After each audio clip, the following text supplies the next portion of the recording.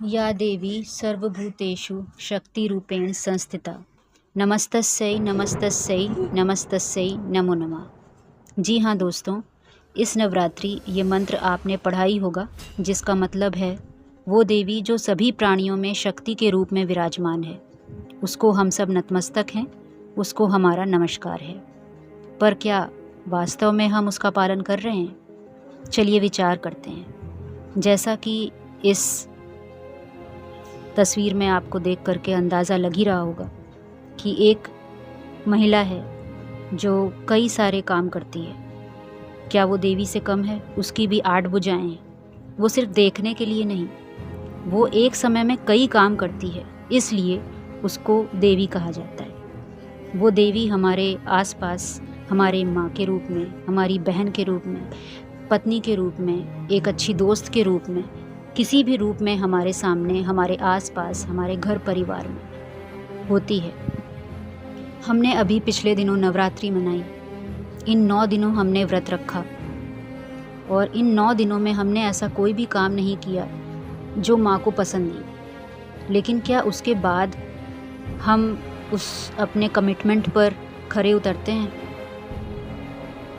क्या तब देवी खुश होती है जब हम उसका तिरस्कार कर रहे होते हैं, अपमान कर रहे होते हैं? थोड़ा विचार करिए दोस्तों, क्या ये सब सिर्फ 9 दिनों के लिए है, या फिर 9 दिनों के लिए ही देवी का सम्मान करना चाहिए, उसकी पूजा करनी चाहिए?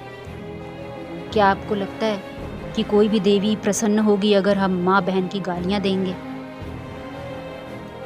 एक देवी जो एक ममता का रूप है, एक पूरे घर को संभालती है, बच्चों का पालन पोषण करती है, उनका ख्याल रखती है। यदि उसका तिरस्कार हुआ, उसके चरित्र पर उंगली उठाई गई, तो वही देवी महिषासुर मर्दिनी भी बन सकती है। वो उन सभी रावणों का अंत कर सकती है जो हमारे समाज में हैं, इर्द गिर्द हैं। और अब दशहरा भी आ रहा है। आप सभी जानते हैं कि वो 10 सिर, वो 10 बुराइयाँ सिर्फ एक पुतले में नहीं हैं। हर साल हम उसे जलाते हैं। लेकिन क्या वाकई में हम दशहरा मना पा रहे हैं? दशहरे का मतलब क्या होता है? 9 दिनों के बाद 10वें दिन पर हमने बुराई पर अच्छाई की विजय की, जीत हासिल की। वो जीत कब हासिल होगी? जब हम अपने आसपास की महिलाओं को सुरक्षित रखेंगे, उनका मान बढ़ाएंगे, उनका अपमान नहीं करेंगे।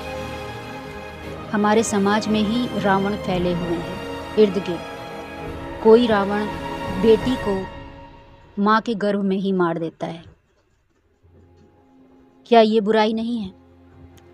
क्या वो व्यक्ति रावण के समान नहीं है जो अपने ही घर में अपनी ही बेटियों को, अपनी बहुओं को, अपनी पत्नियों को हाथ उठाता है, उस पर ज़बरदस्ती अंकुश लगाने की कोशिश करता है? क्या वो रावण से कम नहीं है? या वो महिला किसी देवी से कम नहीं है? हमारे समाज में ऐसे कई रावण फैले हुए हैं दोस्तों। किडनैपिंग होती है, लड़कियां कम उम्र में ब्याह दी जाती हैं एक जिम्मेदारी समझ करके, उन पर घरेलू हिंसा होती है।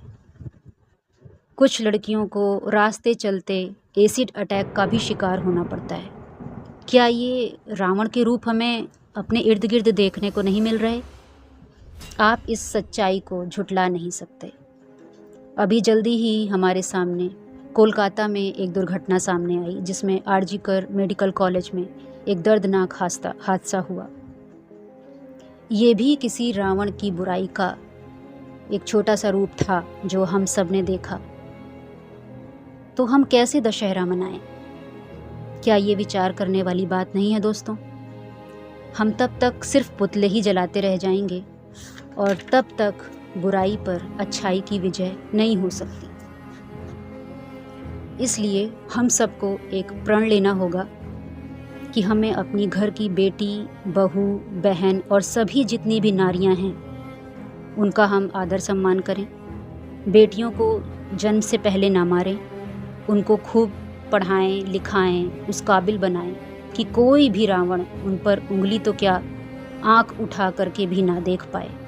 और हर वो स्त्री वही देवी बन करके समाज में आए, उसी तरह से एक महिषासुर मर्दनी बनकर के सामने आए और ऐसे रावणों का अंत करे।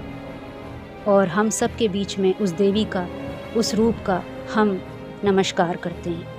और इसी तरह से हम तभी उस दशहरे को मना पाएंगे जब हम इन सभी बुराइयों का अंत कर देंगे। तभी हमको दशहरा मनाने का अधिकार है। आप सबको इसी एक छोटे से संदेश के साथ स्वयं की ओर से दशहरे की ढेर सारी हार्दिक शुभकामनाएं।